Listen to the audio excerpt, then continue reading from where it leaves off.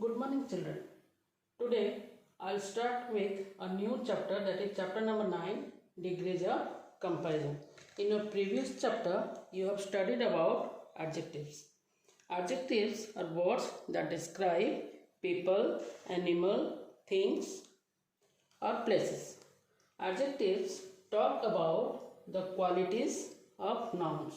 For example, cloudy weather, funny story, heavy box, straight line, empty bottle, new dress, etc.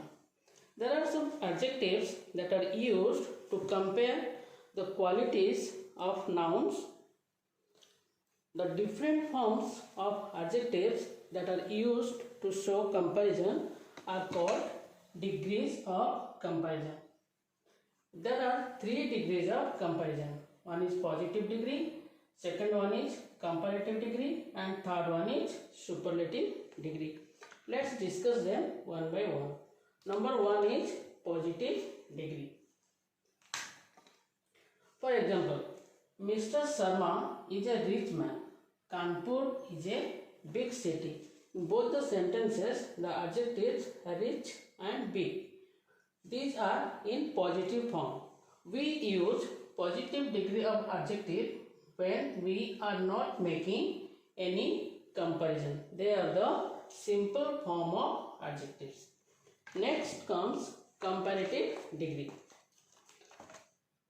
Let me give some example. Mr. Jain is richer than Mr. Sharma.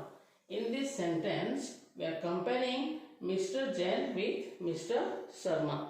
In the second sentence, Delhi is bigger than Kanpur. The second sentence, we are comparing Delhi with Kanpur. So, we use comparative degree when we are comparing 2 or more persons, things, or 2 groups of persons or things. Next comes superlative degree. For example, Mr. Gupta is the richest man in the town. The second sentence, Mumbai is the biggest city in India. In the first sentence, richest, that is in superlative degree. And in the second sentence, biggest is the superlative degree of adjective. We use superlative degree of an adjective when we compare more than 2 nouns. And here, when you will use comparative degree, you should know that comparative degree is always followed by than, and in superlative degree we use the before the superlative degree.